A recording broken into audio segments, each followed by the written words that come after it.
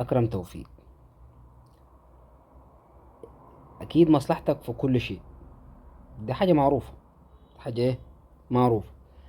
في مثال زي حمدي فتحي لما رفض وعايز يحترف، حد زعل منه؟ محد زعل منه، بالعكس ده ناس فرحت وراحت وراه. احنا زعلنا ان هو مشي من النادي بس، لانه كان مؤثر في النادي في الفريق. مشي ومشينا وراه ورحنا وراه وتابعنا الفريق بتاعه، وربنا وفقك يا حمدي واحتفالات بالهدف، سجل هدف نتفرج على المباراة هو بيلعب فيها. محمد عبد المنعم لما كان على الاهلي عايز يجدد له وهو رفض، عايز يحترف.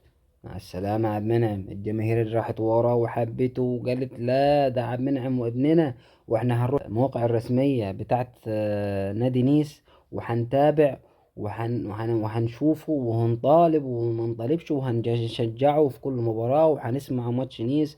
وفي ناس ما بتسمعش الدوري الفرنسي نهائي، سمعته عشان خاطر محمد عبد المنعم.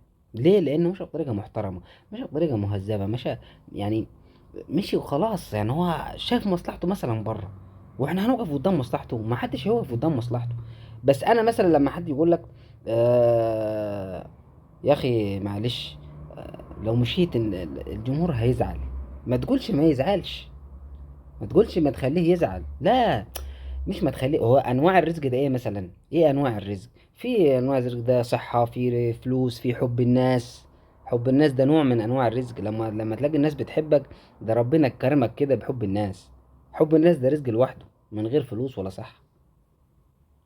ما تقولش مثلا يا عم ما يزعل وانا فرق يفرق معايا، ما انا كده كده هروح نادي تاني ومش عارف ايه. لا بالعكس، وانت مثلا لو قلت والله انا جاي العرض و...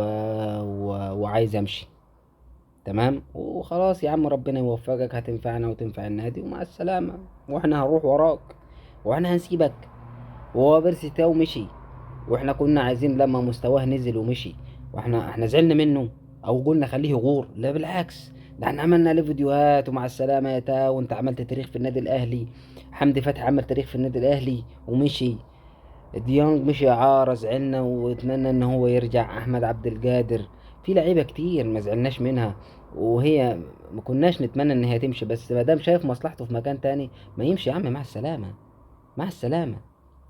انا مثلا شايف النادي الاهلي ماشي بنظام معين، وعارف ان انا لو طلبت حاجه تخالف النظام بتاع النادي الاهلي ده هتترفض. ليه؟ لان انت هتعمل لي شوشره في الاداره، في ناس كتير هشمعنا ومش هشمعنا بقى، وهتبقى ايه، بلبلة على الفاضي والمليان. عايز تمشي؟ مع السلامة، جالك عرض، مع السلامة. انما حتة ما يزعلش دي هتفرق معاك انت مش معانا احنا. معلش، ما هو النادي ما بوقفش على لاعب والله، ولا اتنين ولا تلاتة ولا 10. عايز تمشي؟ مع السلامة يابا، باي. ولا هو ده احنا نروح وراك ونشجعك ونسمع نسمع الدوري القطري عشان خاطرك، عشان خاطرك انت نسمع الدوري القطري. ليه؟ لان انت مشيت بطريقه محترمه واحنا بنحبك. انما انت تقول مثلا ما يزعلش، شكرا استيكا يابا، واكرم توفيق اتمسح من النادي الاهلي ومن تاريخ النادي الاهلي ومن جمهور النادي الاهلي.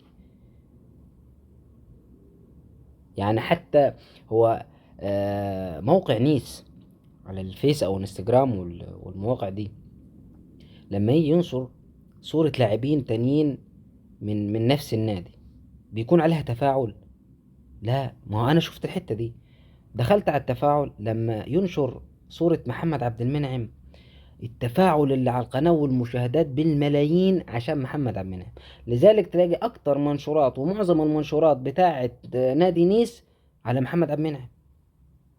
ليه؟ لان في مشاهدين، في متابعين. نادي نيس كان يا دوب كان عنده 400 الف او 300 الف، دلوقتي اتعدى المليون، اتعدى المليون، دخل على 2 مليون. ليه؟ جمهور الاهلي وراه، بيحبه يا عم.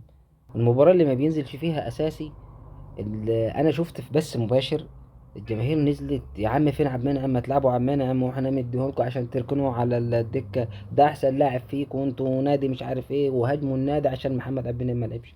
عايزين يشوفوا محمد عبد المنعم. هو ليفربول الشعبيه اللي واخدها دي ليه؟ ما هو عشان محمد صلاح. فرانكفورت ده والشعبيه واخدها ليه؟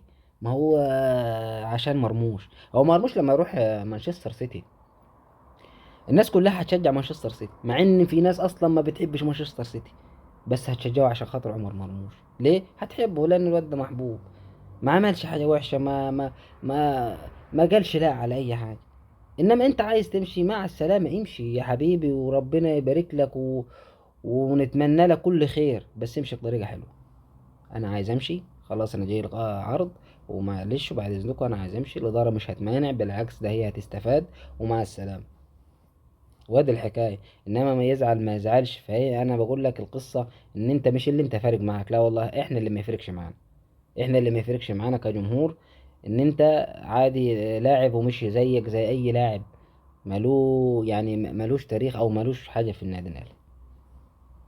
بس